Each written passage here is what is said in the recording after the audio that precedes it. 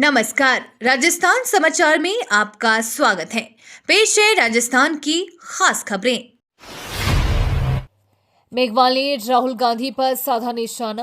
केंद्रीय कानून मंत्री अर्जुन राम मेघवाल ने बीकानेर में मीडिया से बात करते हुए बड़ा बयान दिया। मेघवाल ने राहुल गांधी पर निशाना साधते हुए कहा कि राहुल गांधी ने संविधान नहीं पढ़ा, उन्होंने सिर्फ संविधान लहराया है। गुजरात में मोदी जी ने संविधान दिवस मनाया। राहुल गांधी संविधान का अपमान करते हैं और मोदी जी सम्मान करते हैं। वहीं देवली की घटना पर मंत्री ने कहा कि घटना दुखद और निंदनीय है। अपराधी छूटेगा नहीं, सजा मिलेगी। अशोक गहलोत का इशारा सबको पता किस तरफ कर रही है। देश का अपमान राहुल गांधी करना छोड़े, हमारी आलोचना करनी है तो करे। मोदी पीएम तीसरी बार बने, जब भी सरकार गिरने और अस्थिर होने की बात खड़गे कर रहे थे, सब कुछ ठीक चल रहा था। कांग्रेस अध्यक्ष खड़गे के बयान को सीरियस लेने की जरूरत नहीं है। आरएएस अधिकारियों की हड़ताल पर लगा ब्रेक। देवली उनियारा विधानसभा उपचुनाव के दौरान प्रत्याशी नरेश मीणा द्वारा आरएएस अधिकारी अमित चौधरी को थप्पड़ मारने के मामले में कल राजस्थान प्रशासनिक परिषद सहित अलग अलग संगठनों ने मुख्यमंत्री भज्जन शर्मा से मुलाकात और कार्यकारिणी की बैठक के बाद कार्यबहिष्कार वापस ले लिया है। हालांकि उन्होंने सरकार को अपनी मांगों को पूरा करने के लिए 1 महीने का वक्त दिया है। राज्य सरकार 1 महीने में उनकी मांगों को नहीं मानती है तो फिर से 16 दिसंबर से कार्यबहिष्कार शुरू होगा। खासतौर पर गवर्नमेंट ऑफिशियल्स प्रोटेक्शन एक्ट को लागू करने और अधिकारियों को सुरक्षा के मद्देनजर गनमैन उपलब्ध कराने की मांग की।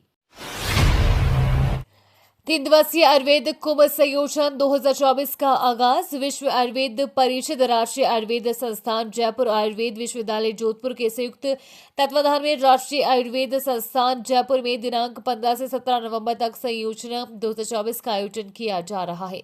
वहीं कल इसका शुभारंभ ऊर्जा मंत्री हीरा लाल नागर, जयपुर सांसद मंजू शर्मा, NCSM चेयरमैन जयंत देवी पुजारी, राष्ट्रीय आयुर्वेद संस्थान जयपुर के कुलपति प्रोफेसर संजीव शर्मा ने किया। जयपुर में जारी है डेंगू और चिकनगुनिया का कहर। बारिश का मौसम खत्म होने के बाद भी सीजनल बीमारियां पीछा नहीं छोड़ रही है। बच्चों के अनुकूल मौसम रहने के कारण डेंगू व चिकनगुनिया के केसों में कोई कमी नहीं हो रही है। इसकी वजह से जयपुर के निजी और सरकारी अस्पतालों में हर दिन 700 से अधिक केस आ रहे हैं। डेंगू और चिकनगुनिया के अलावा निमोनिया ने भी लोगों को परेशान करना शुरू कर दिया है। डॉक्टर्स के मुताबिक हर दिन शहर के निजी और सरकारी अस्पतालों में 70 से अधिक निमोनिया के मरीज भर्ती हो रहे हैं। इनमें छोटे बच्चों की संख्या अधिक है। यूजीसी ला सकती है नई पॉलिसी, 2 साल में कर सकेंगे ग्रेजुएशन। विश्वविद्यालय अनुदान आयोग ने अगले शैक्षणिक सेशन से डिग्री प्रोग्राम के लिए छात्रों को अधिक लचीलापन देने की योजना बनाई है। यूजीसी अध्यक्ष एम जगदीश कुमार ने घोषणा की है कि 3 साल के डिग्री कोर्स को 2.5 साल में और 4 साल के डिग्री कोर्स को 3 साल में पूरा करने का विकल्प छात्रों को दिया जाएगा। जो छात्र अपनी पढ़ाई धीमी गति से पूरी करना चाहते हैं, वे भी अब 3 साल के कोर्स को 4 साल में पूरा कर सकेंगे। मीडिया रिपोर्ट्स के अनुसार अगर किसी छात्र को ब्रेक की जरूरत हो तो वो भी बीच में कोर्स छोड़कर बाद में इसे फिर से शुरू कर सकते हैं। बिना परीक्षा पाए सरकारी नौकरी। ऑर्डिनेंस फैक्ट्री मेडक में कई पदों पर भर्तियां निकली है। कुल 86 पदों पर वैकेंसी है, जिसके लिए 30 नवंबर तक आवेदन होंगे। ऐसे में अगर इन भर्तियों के लिए अप्लाई करना चाहते हो तो इस तारीख तक आवेदन कर सकते हैं। उसके बाद इन पदों के लिए अप्लाई नहीं किया जा सकता। राजस्थान के इसी यूनिवर्सिटी में अब वेद और उपनिषद की होगी पढ़ाई। नई शिक्षा नीति के तहत शिक्षा के पाठ्यक्रम में लगातार नए विषयों को विश्वविद्यालय से जोड़ा जा रहा है। राजस्थान में भी इसकी शुरुआत हो गई है। राजस्थान के सबसे पुराने और सबसे बड़े विश्वविद्यालय राजस्थान विश्वविद्यालय में अब नई शिक्षा नीति के तहत छात्रों को वेद पढ़ाया जाएगा। इस विश्वविद्यालय में यूजी और पीजी के छात्रों को 2 किताबों के साथ वेदों की शिक्षा दी जाएगी, जिसमें विशेष रूप से भारतीय ज्ञान और दर्शन के सिलेबस को शामिल किया गया है। इस नए सिलेबस के तहत छात्रों को दर्शन शास्त्र में अब वेद और उपनिषद के सिलेबस में करपात्री महाराज की किताबें, गोपी गीत और वेद पढ़ाया जाएगा। नरेश मीणा की कोच में हुई पेशी। एसडीएम को थप्पड़ मारने के आरोपी नरेश मीणा की गिरफ्तारी के बाद शुक्रवार 15 नवंबर को निवाई कोर्ट में वीडियो कॉन्फ्रेंसिंग के जरिए पेशी हुई। कोर्ट ने नरेश मीणा को भेजा न्यायिक हिरासत में भेजने का आदेश दिया है। नरेश मीणा अगले 14 दिनों तक न्यायिक हिरासत में रहेगा। इस दौरान पुलिस उससे घटना के संबंध में पूछताछ करेगी। राजस्थान हाई कोर्ट ने दिया बड़ा निर्णय। राजस्थान हाई कोर्ट ने नीच, भिखारी, मांगनी जैसे शब्द कहने मात्र को जाति सूचक शब्द कहकर नीचा दिखाने का अपराध नहीं माना है। साथ ही ऐसे शब्दों से संबोधित करने के आरोपियों के खिलाफ अनुसूचित जाति और अनुसूचित जनजाति कानून के अंतर्गत लाए गए आरोप हटाकर याचिकाकर्ताओं को आंशिक राहत दी। टोंक हिंसा पर पहली बार बोले सचिन पायलट। टोंक जिले में हुई हिंसा पर कांग्रेस नेता सचिन पायलट ने प्रतिक्रिया दी है। उन्होंने पूरे मामले पर सरकार के रवैये पर सवाल उठाए हैं। पायलट ने कहा कि मतदान के दौरान हुई घटनाओं के बाद सरकार का रवैया दिखता है। सरकार का कोई नियंत्रण नहीं है। सरकार के पास ऐसी घटनाओं से निपटने के लिए पहले से कोई योजना नहीं थी। उन्होंने कहा कि सरकार ने जिस तरह से नागरिकों पर आक्रमण किया है, जिस तरह से पुलिस ने गांव में घुसकर महिलाओं, बच्चों और बुजुर्गों के साथ बर्बरता की, उससे सरकार का चेहरा पता चलता है। पायलट ने राजस्थान सरकार को कटघरे में खड़ा करते हुए कहा कि अगर सरकार का नियंत्रण नहीं है तो कानून व्यवस्था बनाए रखने में आपकी रुचि नहीं है। जयपुर पर कोटा में बम की धमकी से मचा हड़कंप। जयपुर में बम की धमकी से हड़कंप मच गया है।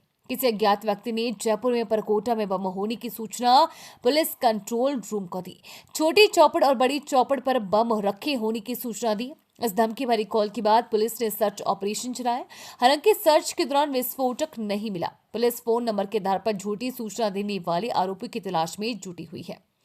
अक्टूबर महीने के अंत तक देश भर में 400 फ्लाइट को बम से उड़ाने की धमकी दी जा चुकी थी। हालांकि इनमें से कोई भी सूचना सही नहीं पाई गई है। वहीं जयपुर और जोधपुर से उड़ान भरने वाली फ्लाइट को बम से उड़ाने की भी लगातार धमकी दी जा रही है।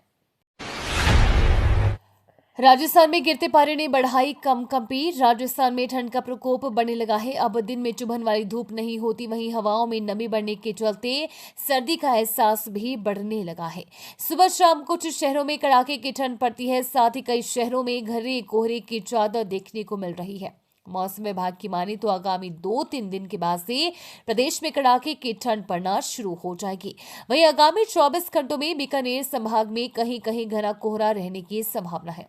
मौसम विज्ञान केंद्र जयपुर के अनुसार आगामी दिनों में मौसम शुष्क रहने व बीकानेर, गंगानगर, हनुमानगढ़ और चूरू जिले में आगामी 2 दिन घना अति घना कोहरा छाने की संभावना है। वहीं 17 नवंबर से न्यूनतम तापमान में 2-3 डिग्री गिरावट की संभावना है, जिसके चलते ठिठुरन और बढ़ने की उम्मीद है।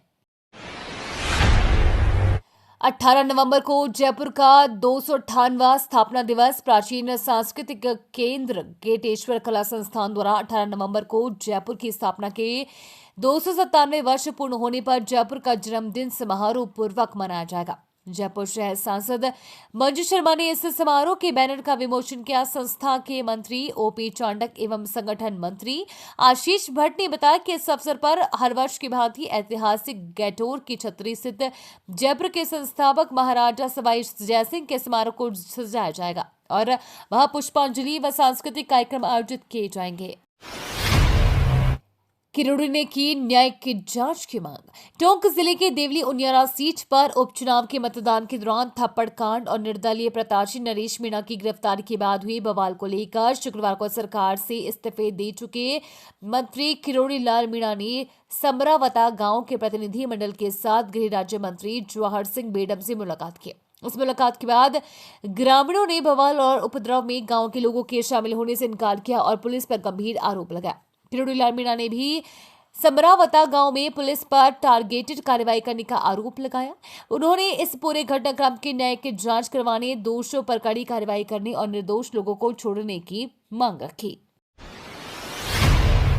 उत्तराखंड में बड़ा हादसा। राजस्थान के 50 तीर्थयात्रियों से भरी बस हुई दुर्घटनाग्रस्त। उत्तराखंड के हरिद्वार जिले में एक और बड़ा हादसा हो गया। हरिद्वार लक्सर रोड पर राजस्थान की प्राइवेट बस पेड़ से टकरा गई। हादसे के वक्त बस में राजस्थान के 50 से ज्यादा तीर्थयात्री सवार थे। हादसे की जानकारी मिलते ही पुलिस भी मौके पर पहुंची और घायल यात्रियों को अस्पताल में भर्ती कराया और गंभीर रूप से घायल 2 तीर्थयात्रियों को लक्सर CHC से हेल्थ सेंटर रेफर किया गया है।